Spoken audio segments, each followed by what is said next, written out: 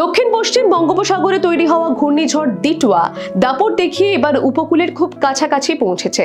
আলিপুর আবহাওয়া অফিস জানাচ্ছে, এই ঝড়টির স্থলভাগে আছড়ে পড়ার সম্ভাবনা নেই, উপকূলের কাছেই তার শক্তি হারিয়ে ফেলবে। এদিকে দক্ষিণবঙ্গে রাতের তাপমাত্রা বেড়েছে। সোমবার কলকাতার সর্বনিম্ন তাপমাত্রা 18 ডিগ্রি সেলসিয়াসের ঘরে। জেলাগুলিতে পারদ ঘোরাফেরা করছে 15 ডিগ্রি সেলসিয়াসের আশপাশে।